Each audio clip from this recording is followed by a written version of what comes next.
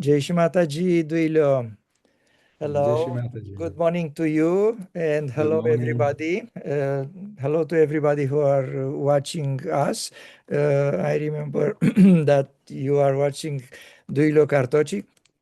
That's the probably third time we are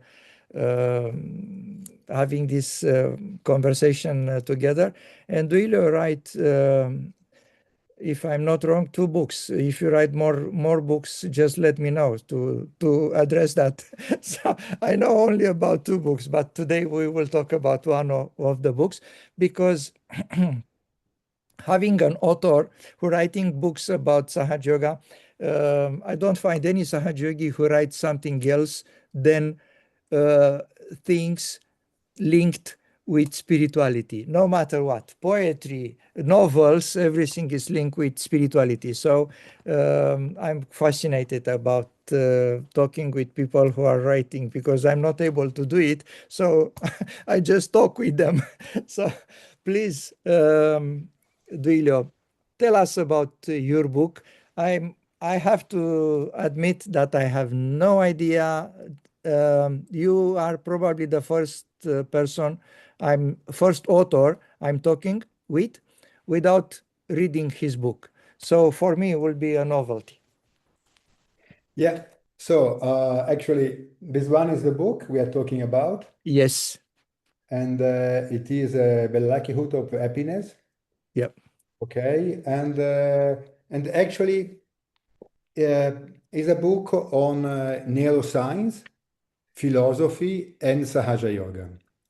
Yep. Actually, I took my degree in philosophy, and this is the elaboration of a thesis I had when I discussed my thesis for the degree. Yep. So this book came out quite spontaneously. It started from a main question that is, what is the desire, and from where the desire comes, because actually all our action are driven, you say, by the desire. So what is the desire, or what is pushing us and pulling us here and there doing things? Because actually all our life is dictated by our desires. So what are these desires? From where are they coming?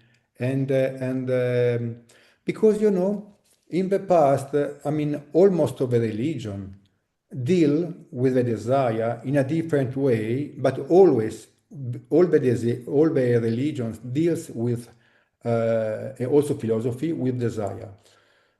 Most of the religion trying to stop the desire in human beings, saying what human beings should be, but not what human beings are. So why the desire of driving us, of pushing us here and there? Um, if you read the Ecclesiastes in the Bible or I mean the books of Qualet, it is all about desire, no? And the vanity of the human beings. So this is the main question.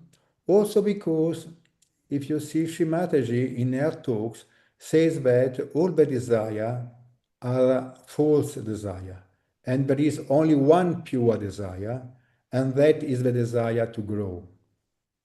So that is why I was inquiring and looking out what are the desire, from where they come. And also doing that, of course, you have to pass also as Western mind. I went through the neuroscience and also through philosophy, because most of the philosophers have, have spoken about desire in everyone in its own way. I'm thinking about Socrates, and then if we have time, we can read a little short part of Sure. talks that Socrates gave when he was in the jail. Of course, he didn't wrote anything, Socrates. It is the word of Plato Yeah. about Socrates. But I'm talking now about Spinoza also. Spinoza, this philosopher from Holland, from Portuguese origin. Uh, and also, I mean, we can talk about Schopenhauer. I mean, Schopenhauer put uh, um, all his I don't know, I'm sorry, most of the time I miss the words in English, but Schopenhauer spent all his life inquiring and studying the desire in human beings, most probably because he could see how desire were driving him here and there. So, as Schopenhauer and Spinoza are one of the favorite philosophers for me, that is why also I went quite a lot through them, let's say. But I want to ask you something, if you don't mind. When Please, you you can start, stop. You can stop me whenever you want, please. because when you talk about, come a lot of question in my mind, so I don't want to interrupt you. But on the other hand, I have to ask you. I'm just curious when this idea about studying these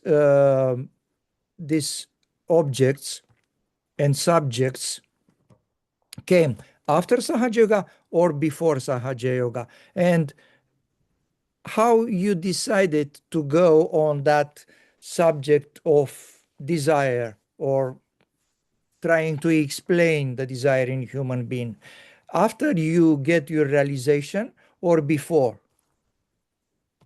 You see, now I am 66 and I got my realization when I was 21. So it is 45 years ago. So it's difficult for me to remember if it was before or later. Uh-huh. Let's say that since the beginning, since I was a young boy, uh, uh, I was most inquiring about human beings in all the aspects, especially what was the meaning of human beings, what was the meaning of our lives, and uh, and uh, and of course the same question that every philosopher have, like who I am, what I'm doing here, from where do we come, and so on. So of course, so this question somehow was hidden Yeah. in the main question. So it is a way also for studying human beings, because if you observe human beings, you see how all of us are driven by desire. So of course you have to inquire about desire, and then you see that most of the philosopher of the religion talks about that. For example, you see, if we talk about religion, let's see Buddha. Buddha, actually, they said it is a religious person, of course. He can also be a greatest philosopher, or also the greatest psychologist, in the sense that he inquired so much about desire. He came to the conclusion that all the pain and suffering of the human beings just comes from the desire. So the solution that Buddha gives to avoid any pain and any distressful moment is to release, I mean, to give away any kind of desire. Uh, so, first of all, if we do introspection in ourselves, we should see how these desires are in us, from where they come, what they are.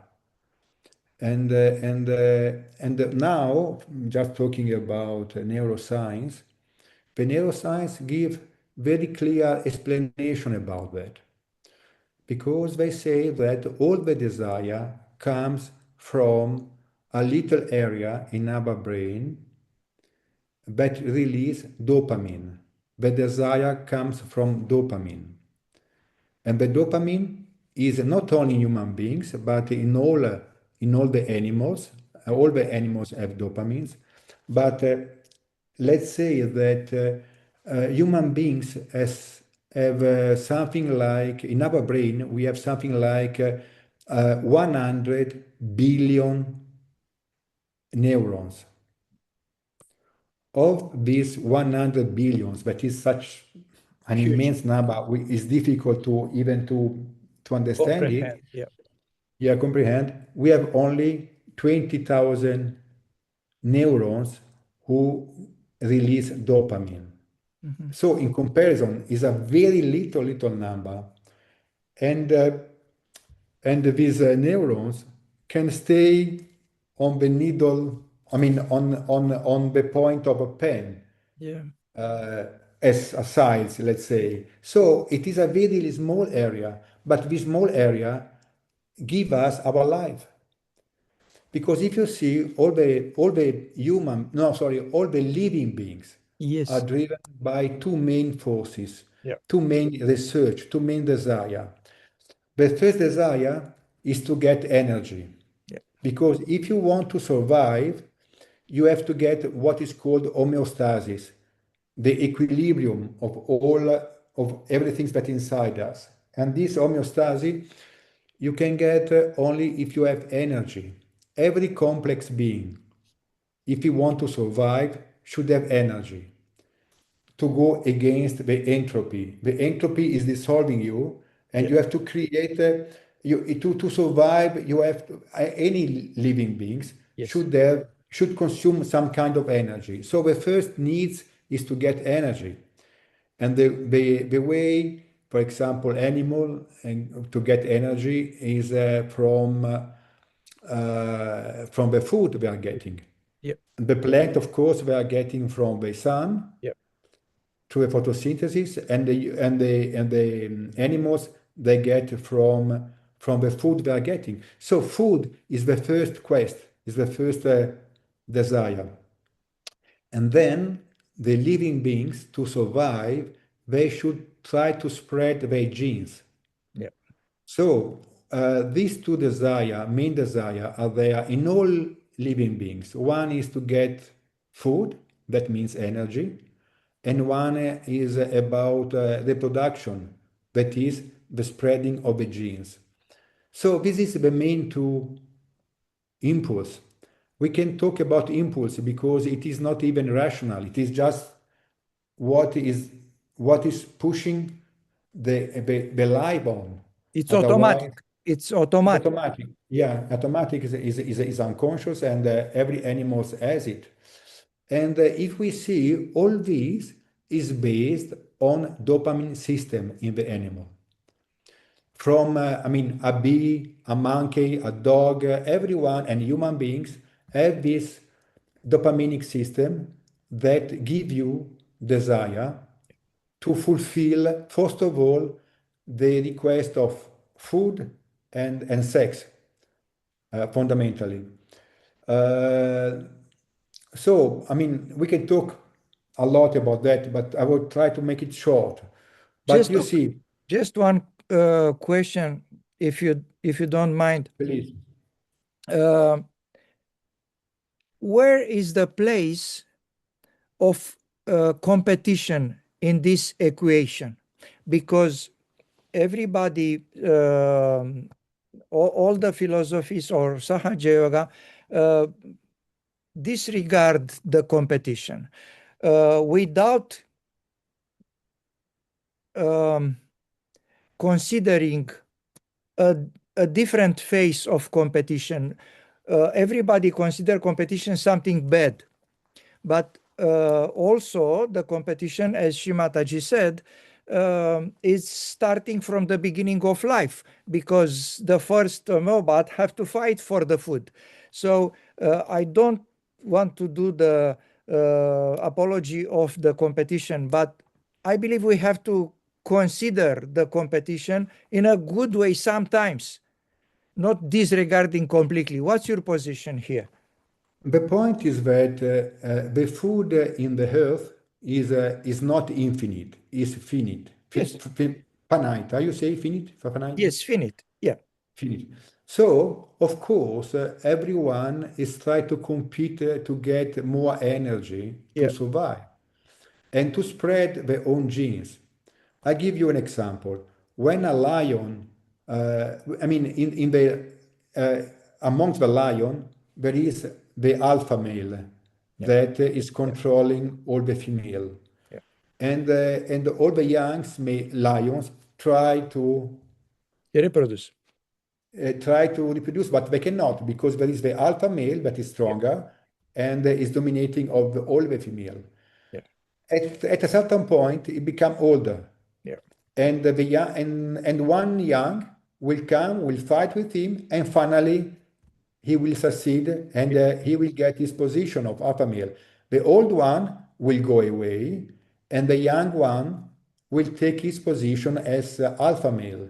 In that form, Which is something good because his genes are younger and make, and stronger, yes, and stronger. and Yeah. so So what is the thing? The first things he does. The first things he does is to kill all the young lions still feeding, but the lioness are still feeding. So that once they are killed, the lioness become fertile yeah, and he can spread his genes. So in this example, you see how the competition is trying to put the best genes for yeah, the survival of of the species. So in this way, this is the extreme of competition, let's yeah, say. yeah. But again, you see, come again the question of desire and why the religion try to control the desire. All the religion try to control the desire in in the human beings, because otherwise we would be animal. Otherwise, we will the competition will have no end. Yeah. Only the stronger one will survive. But in our evolution, also on a biological level, we understood that cooperation is the best way to survive. Mhm. For example, you see, what happened when the Homo sapiens became sapiens? The main jump he did was that he could tell story and he could cooperate among themselves. So if you see the Neanderthal man was much stronger than the sapiens, was much stronger and more fitted to the climate of Europe, for example. The Neanderthal man survived for 400,000 years, even more. Yeah, The sapiens has less than 100,000 years, yeah, is much younger. yeah. But when the two met together, the Neanderthal disappeared. One of the reasons is because Neanderthal could stay in a group of maximum, let's say 30, 40 elements, while the sapiens could join, cooperating, in a group of 200, 300, 400 people together. So what happened? That if one Neanderthal met one sapiens, of course the Neanderthal will win. Yeah, But if 30 Neanderthal met 300 sapiens, no matter. yeah.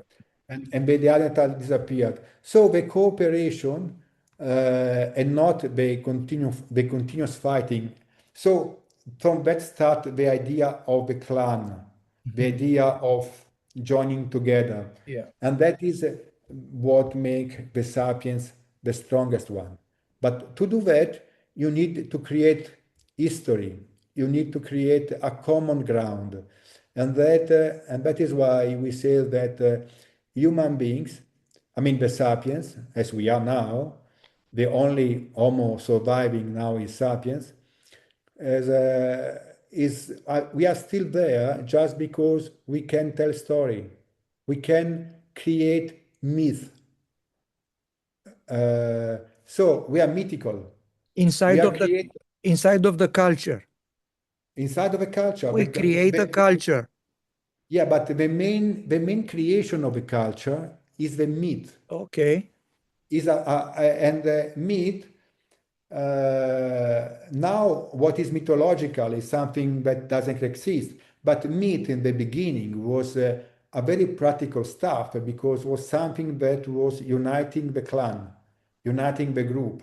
Mhm. And from 300, we become 3,000, and then 30,000, then 300,000.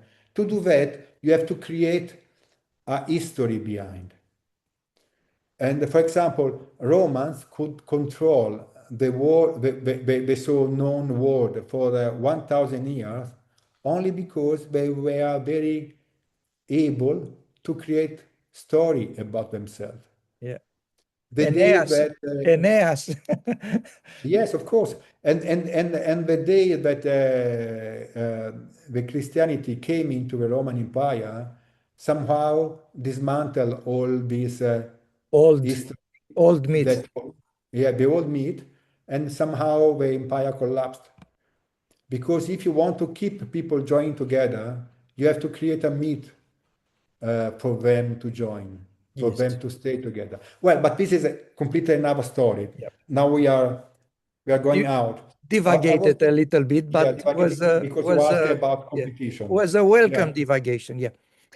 but coming to the point, let's say that they did experiment, for example, opening the bone of the head of a monkey, and Yeah. they put electrodes on in the area for the dopamine.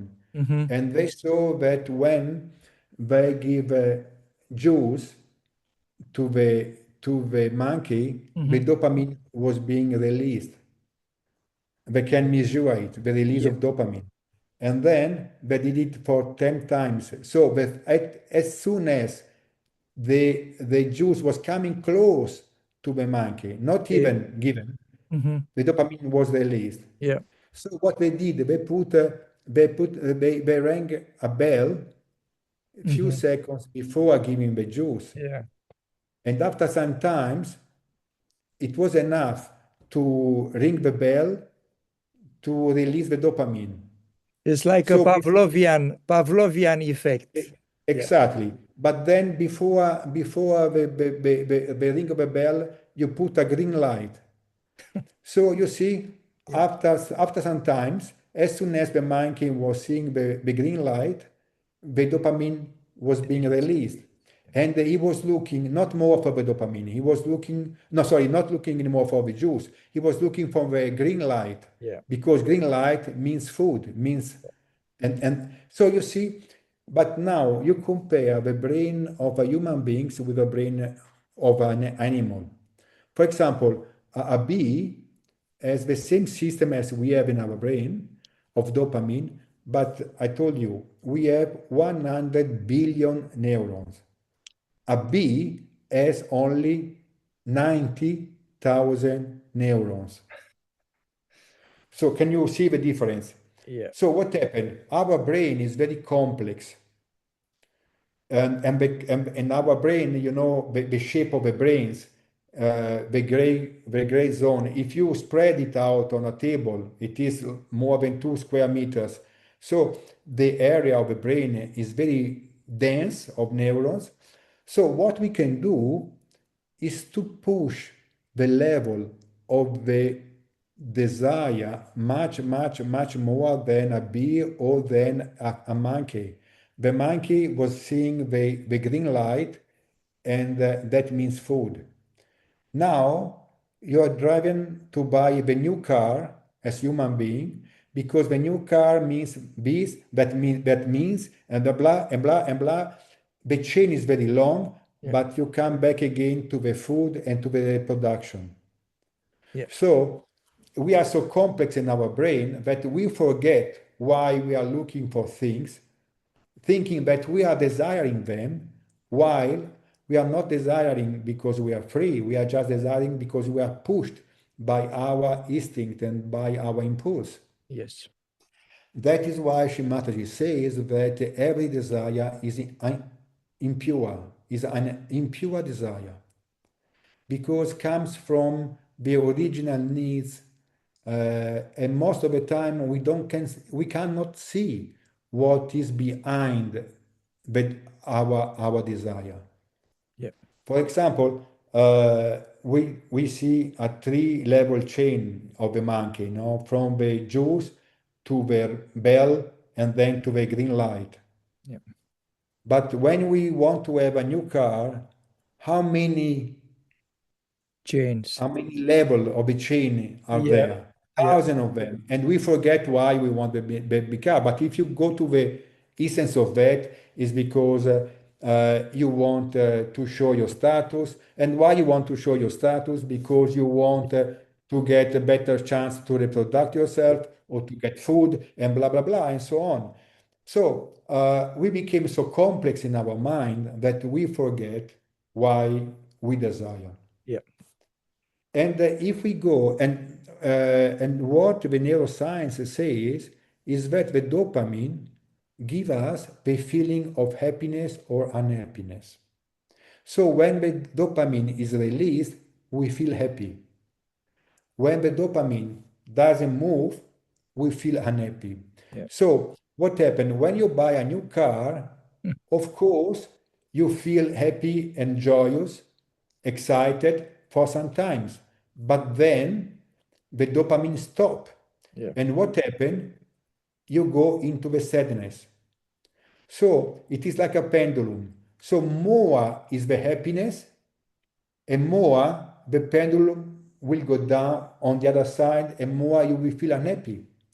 That is why Buddha says that if you want to be serene, you should avoid desire.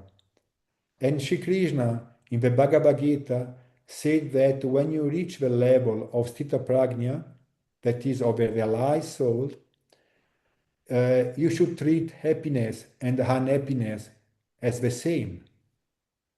Happiness and unhappiness exactly are the same because they are the two faces Of of the the same same. mirror. Yeah. Because whenever you are happy, be sure that later on you will be unhappy. Yeah.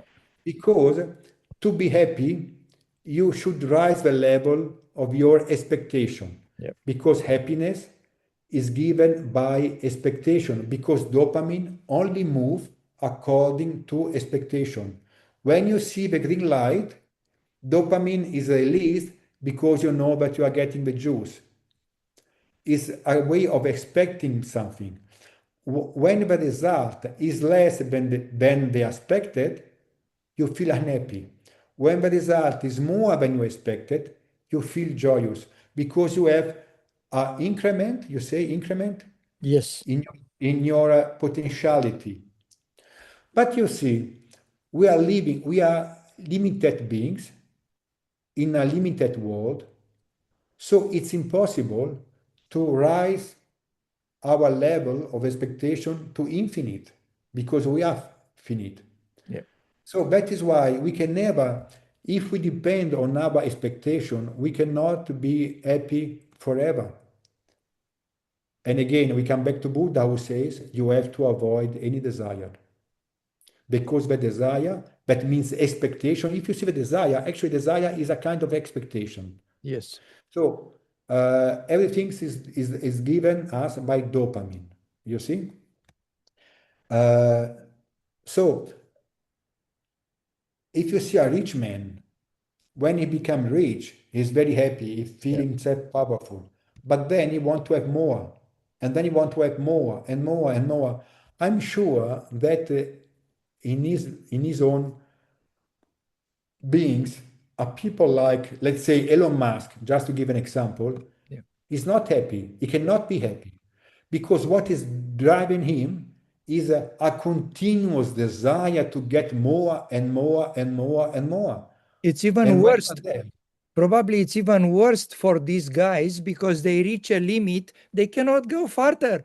That's why Elon Musk, because you bring him into discussion, wants to go to the Mars.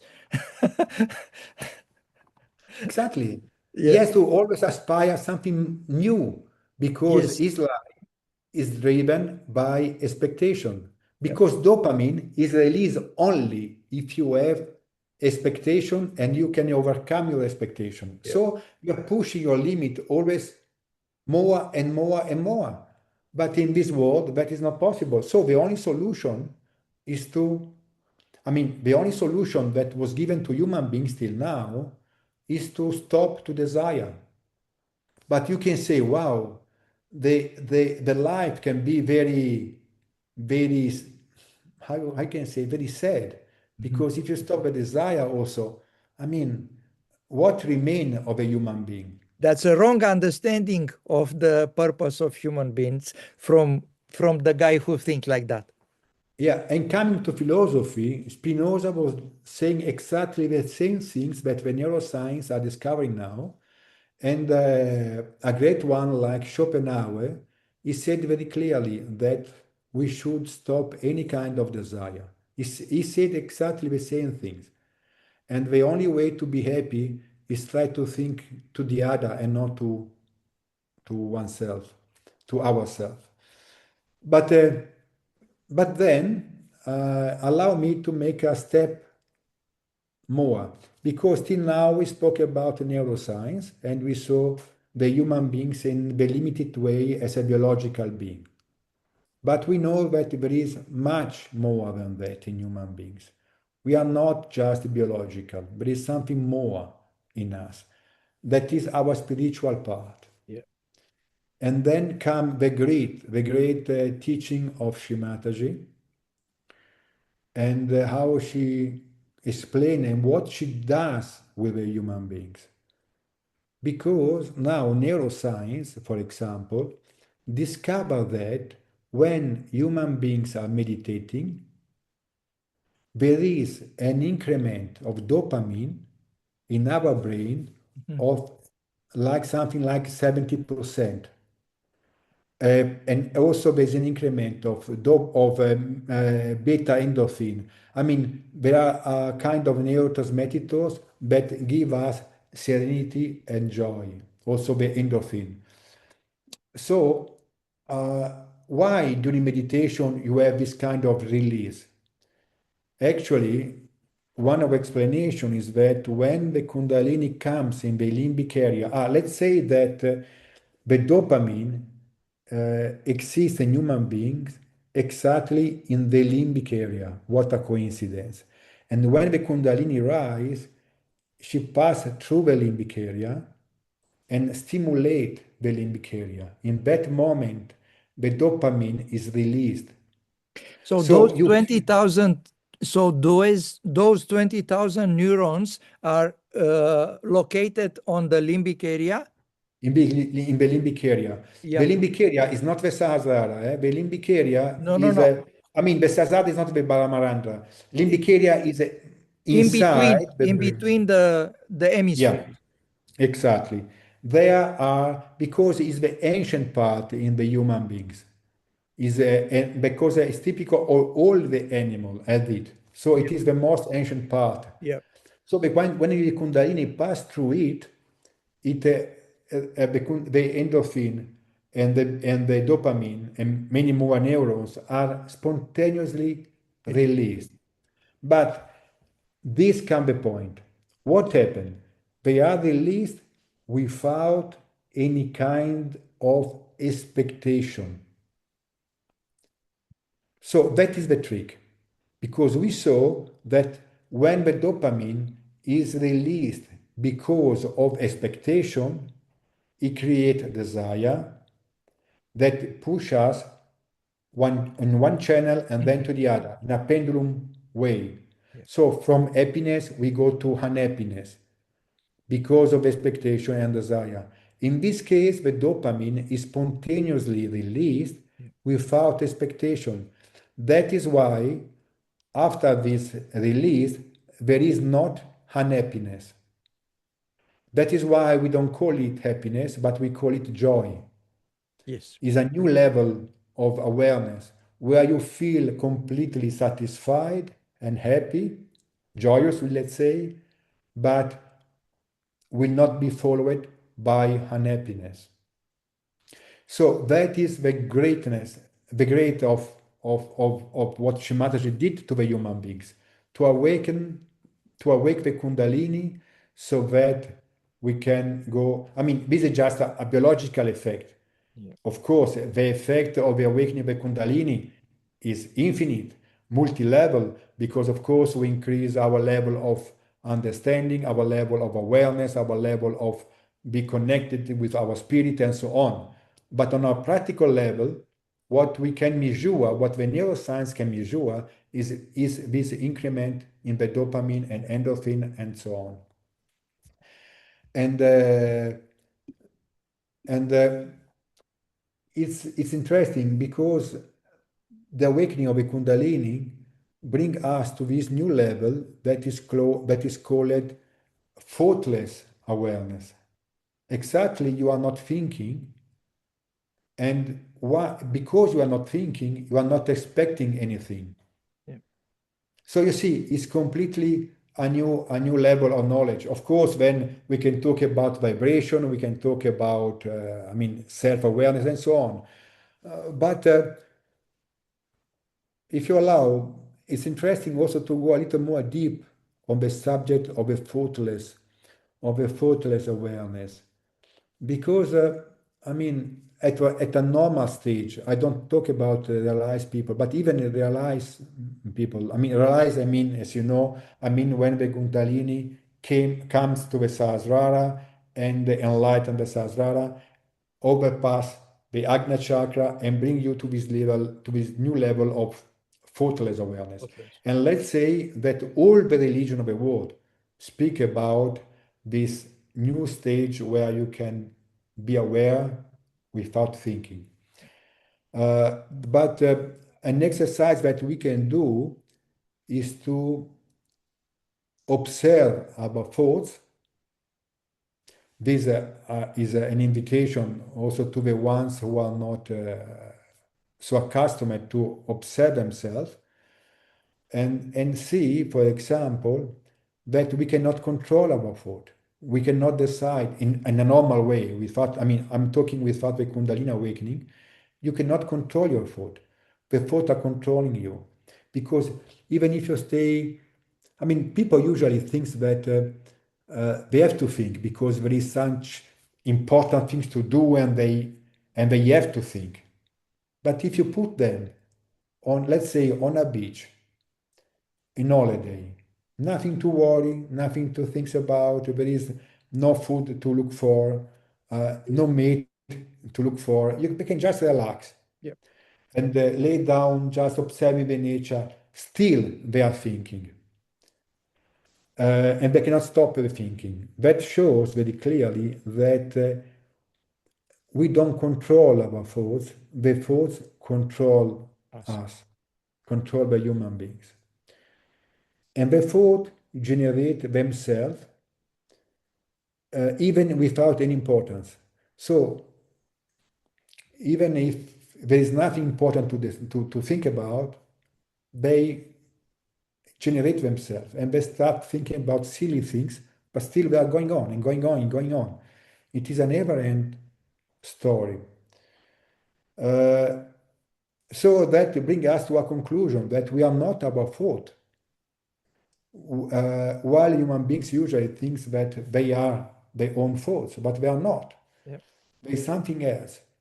And if they can observe better the thoughts, they can see that they are always related to the past or to the future. Never to the present. Mhm. And we know that the past doesn't exist, the future doesn't exist. So actually, we pass all our life in thinking to something that doesn't exist actually. We are projecting ourselves in something that is not real. So we have to observe that we pass all our life desiring and thinking to something that is not existing. And we can see that the thoughts enter like filter between us and the reality. That is why human being cannot perceive a reality. What we perceive is just a limited area, very limited. We cannot perceive the reality because the thoughts are always there as a filter between us and reality.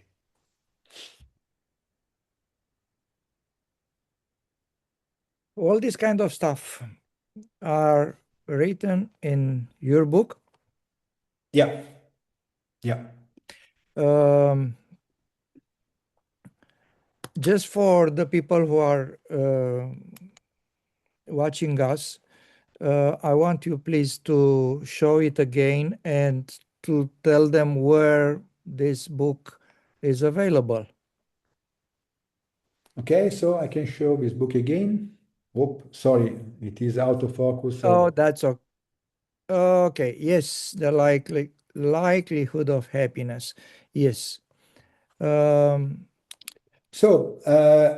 what you can put my email address on on your website, Yeah. and they can write to me, and I will try to see how to manage it. Um, I believe two things. First of all, that the book is not only for Sahaja yogis. So, in a way, probably the book is more for the non-Sahaja yogis because most of the ideas from the books are kind of known by Sahaja yogis, not in that level of science, not in that level of philosophy, but more or less natural come to many Sahaja yogis, this kind of stuff. So for the non-Sahaja yogis, that will be a good lecture.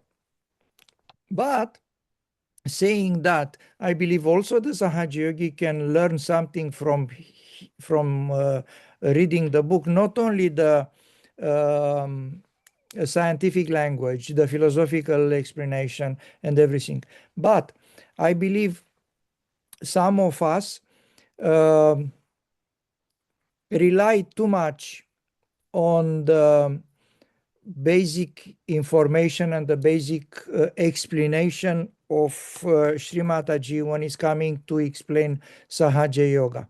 And Sahaja Yoga have to be explained to the non-Sahaja yogis in many ways. We have to read your audience to see how you can talk with them. And I believe we should expand a little bit our language, our way of explanation of Sahaja Yoga, because sometimes become quite narrow, and if audience will accept that, okay. If not, uh, we give them realization. That's okay, and they get it. But sometimes it's good to have a combination between talking with them, going to their level, and also give them the realization. So, yeah, I Yeah, believe. I mean, I did it only because Shimataji asked to do it. She asked very clearly that to all the yogis, they should study, they should go deep into the matter, they should go into the neuroscience. She said very clearly about that. And we should understand more and more about human beings.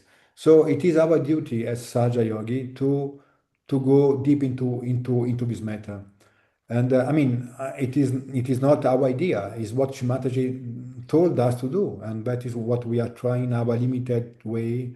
We are trying. I mean, let's say that what we can understand of a total play is so little. We are so limited as human beings, and what is in front of us is so great, so infinite. Also, the beauty of discovering is so is so enchanting. Let's say, but moreover, it was a clear instruction of Shimataji. She said that we should go into these studies more and more. So also this is a kind of invitation we are giving to all the yogi. For example, one of the chapter of the book is about the growing, how the ego comes in human beings, the need of a self-identification, the need of a self-approval, the approval from the society. All these matter are studied in the book because I feel that they are very, very important. We should also see from where our ego comes up, even from a biological point of view or historical point of view.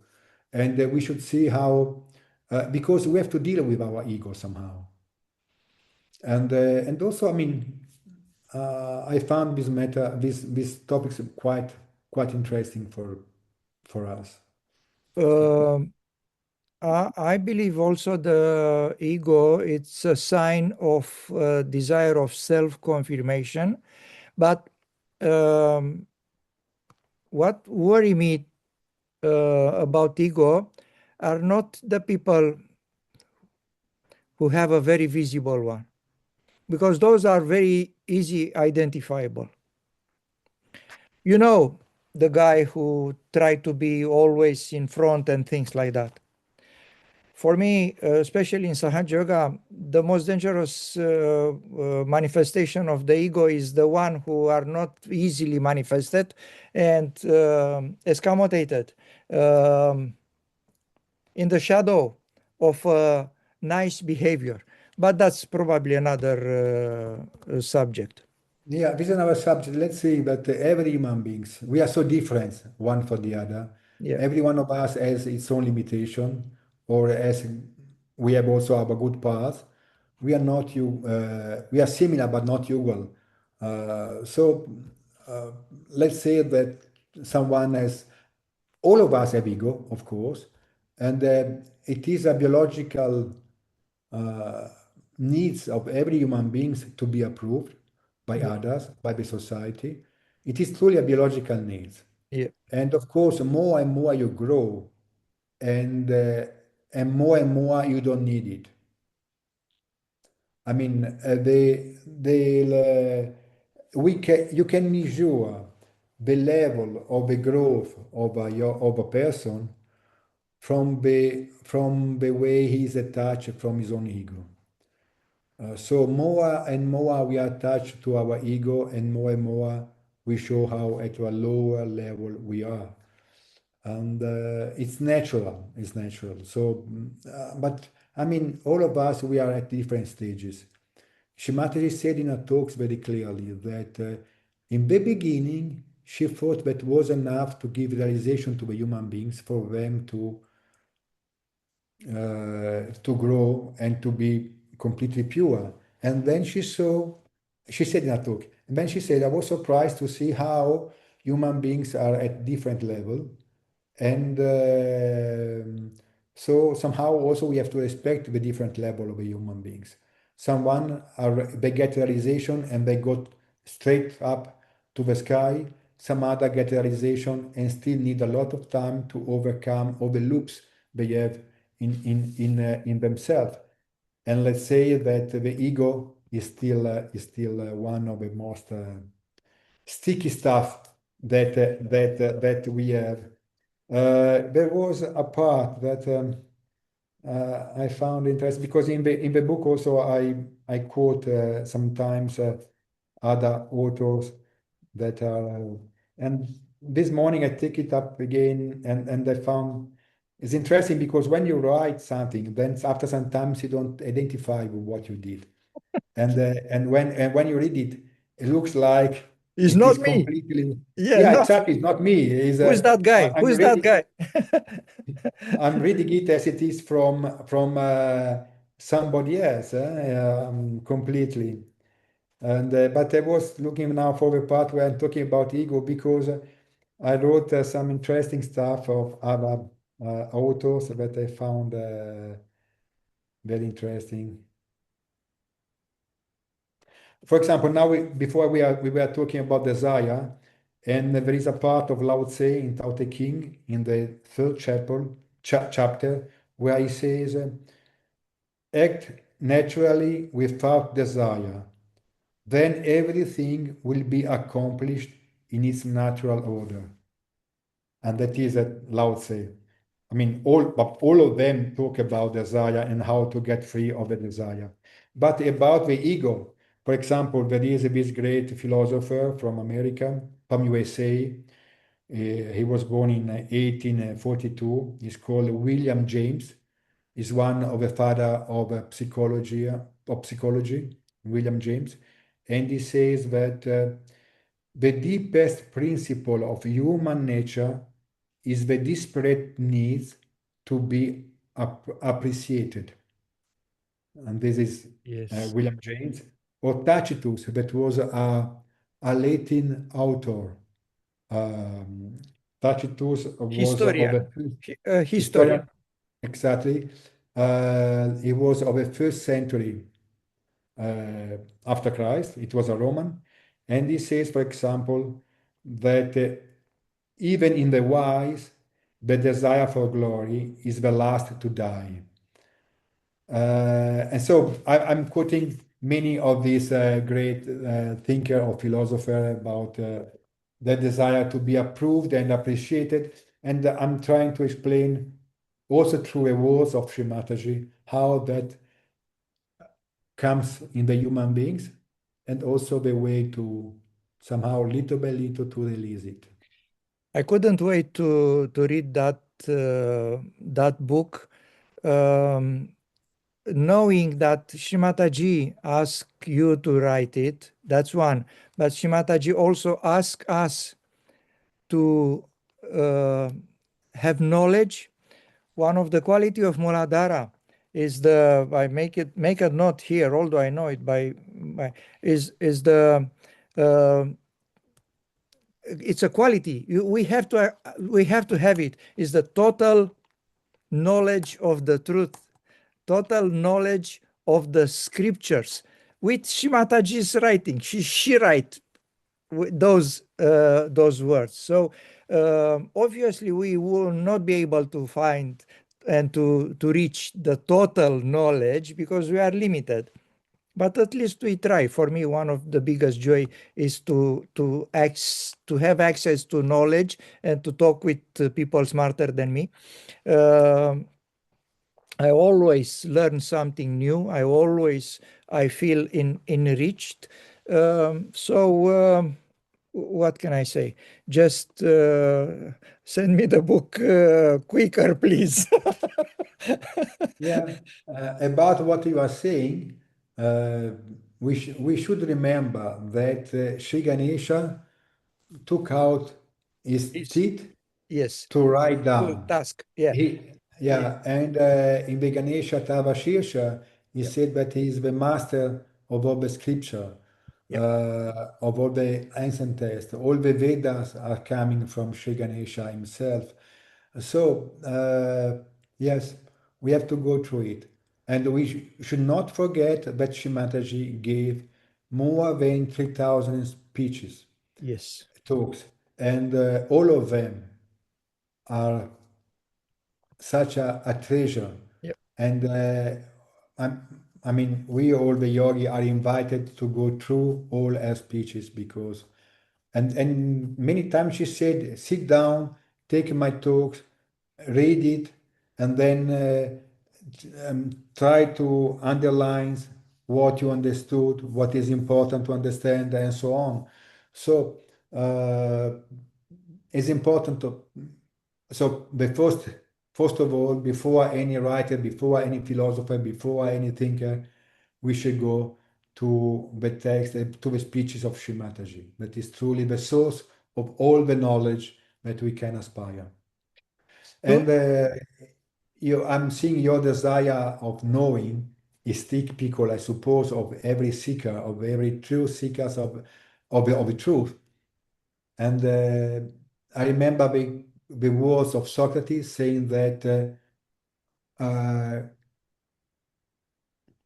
we can only aspire to be wise, to get to the truth, but we cannot get to the truth because we are human beings. yeah, We can we can try to come closer to the yeah, truth, but we can never get the total truth yeah. because only God God, can have it.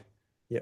And that is why we have to come to Shimataji's knowledge because she is the one who explains in such a beautiful words this immense truth. For you writing this book, you have to do a lot of research. Obviously, for that, you read not only philosophy, but all the neuroscience and everything. So, um, but keeping in the inside of the pure knowledge, um, I used to say something. I'm not sure I told you, but I'm curious about your opinion about the next statement. I regard the old scriptures and Shimataji's talks as complementary, because Shimataji couldn't talk about all the knowledge from the scriptures, from the sacred scriptures. She give us only a little bit. She make us curious, give us only the essence.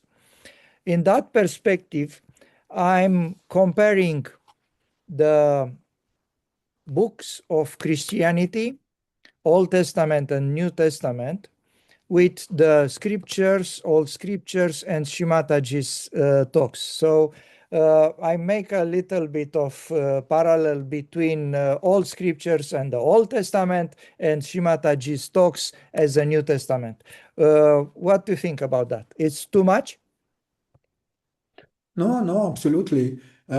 She invited us to go through the old text Yeah, and try to find the, how you say, parallelism, the how it goes with yeah, with Sahaja Yoga. parallelism. Yeah, Yeah, with Sahaja Yoga. So of course that is a very interesting study. Of course we can do that. Also is a way to go deeper into the knowledge of Sahaja Yoga. But let's say that, in my opinion, all the knowledge that is needed to be known yeah, is given directly by Sri Mataji. In her text, we can find everything we need as human beings to understand the real truth. Uh, of course, if you, for example, if you go deep into the ancient text of the Vedas also, of the Upanishad, you can discover a lot, a lot. yes. The Indian culture has something like 5,000 years of history Even without interruption. even more. I believe even more. Yeah, even more. But I mean, Orality, yeah, orality, it's even more. I it's even probably more. go for 20,000, but yeah, Yeah, Shemata is saying that Sri Ram came 8,000 years ago. yeah, So that means also Raja Janaka, one of the great masters. So of course, all this knowledge comes from much before. But for example, Indian culture is a lot subestimated. And yes. if we can go through it, what we can discover is huge, is huge. But sometimes also it's easy to get lost into it. Mhm. And again, through Shimataji words, we can come closer to Yeah. this infinite knowledge. I believe Uh, Shimataji just opened the door. Sometimes it's enough. For some of us, it's enough. Just a little bit what she give us. But for me, believing going a little bit deeper will help. Some people are helped. Some people don't need it. Being only on bhakti, probably you don't need anything. So it's very difficult to judge. No, actually, there is nothing to judge. Actually, it is just a spontaneous stuff. Yeah, yeah, And you see, Sri Krishna in the Bhagavad Gita says that there are three main yogas. No, he said about the Samkhya yoga, yeah, the yoga so-called Kriya yoga, that is the yoga of action. Samkhya is the yoga yeah, of deep studying. Then you have the Kriya yoga, that is the yoga of action. yeah, And through the action, you go deeper and deeper. And then you have also the Bhakti yoga, where you come to God. So every human being, as we said before, is different from the other. And every one of us has its own path. So I have to respect absolutely your path and your part and the path that everyone has yeah, to come closer to God. And but of course, I found very much enchanting and enjoyable to go deeper also in knowledge from other sources. yeah, Shemataji call this way, she call it anuvopat, yeah. the part of analyzing. Dividing anu means, as I told last time, as we talked last time, was Atom. means molecule. So the way of dividing and but again, also we can go directly to the bhakti part and finish. And the best, what I feel that is my way, but is the best for me, of course, is to unite the bhakti. That means this enormous devotion and the endless devotion towards Shri Mataji. Yeah. That is a bhakti path together with a little anuvopat, I mean, Yeah. with a little studying and of analysis and going deeper into the subject. So if as Raja Yogi, we can join the two, perhaps is a good idea. Very good ending for our conversation, and I thank you very much for that. I will dare to ask you on the record if you want to talk about your other book you write it, which is about your experience in Sahaj Yoga. That book have a lot of photos as well. So maybe if you agree, next time we can have a presentation of that book also. Yeah, thank you for the invitation. I would be most happy to do that. Yes, this book with the experience with Shimataji. As I told before, she invited us to write diaries, and so we just did what she invited us to do. And because in this way, she said we can see our growth, our how we are growing, because we are like a little flower that are growing, and you cannot see a flower. One day it is closed, and then suddenly it is open. You don't know how. So keeping a diary is a way to follow this Yeah, growth and also to be aware of all the blessing that she poured on us, yeah, because every day is a day of blessing. And yeah, so we took a diary of all the experience we had with Shimataji along this. I mean, we journey. stay with close to her from 81. I mean, in my case, from 81 till 2011. So it was 30 years of being with her. Wow. On top of that, those diaries probably will be a good lecture for the next generations. I don't know.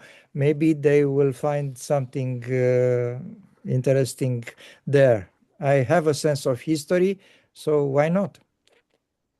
Let's see. Let's see. Again, I came to the same point that the talk of luckily we have all the recording of the talks of Shimataji, and Yeah, that is something that it was not there in the past. yeah, For example, before you were quoting the Bible and you were the Old and the New Testament, let's say that they were written by human beings with all their yeah, limitation and yeah, yeah, their little understanding. And but what we get now is the talk of Shimataji. yeah. She Adishakti herself talked to us, explaining what we should know. So no human beings have had this great opportunity in the past, something that we have now. So we come back again to the same point. Yes, Please have a look to the talks. from that perspective, my comparison wasn't perfect. So I make comparison only on the uh, way of uh, putting together old knowledge with the new knowledge, not the provenience. But in the New Testament, we can find a lot of Jesus words. No doubt. Not as many as Shimataji. He lived only 3 years and a half to spread his message. But I dare to ask you for another subject, dear Duilio. Um, the way how, not now, in whenever, if you want it, the way of reading and understanding Srimataji's talks, because you bring that in discussions. So I believe we should dedicate a discussion, shorter or longer, as long as you want it, about this subject, because it's very, very important. Okay, let's do. Shri Let's do that. Mataji give us 3,000 talks, and sometime someone reads something, someone else reads something else. You understand something, somebody understands something else. You find so-called contradictions. I have my opinion about those. We we we touched it a little bit last time, I believe, but probably will worth it. It's worth it to talk about that sometimes. Let's do that. Let's do that. Okay, fantastic. But Okay. next time we talk about your book. Thank you very much. Uh, I enjoy, if I can say that, I enjoy very much this conversation. And thank you again, Jai Shri Mataji. Thank you, everybody who are watching us. And let's see each other sooner rather than Yeah, later. yeah, with Jai Shri pleasure. Jai Shri Jai Shri Mataji. Mataji. Jai Shri Mataji.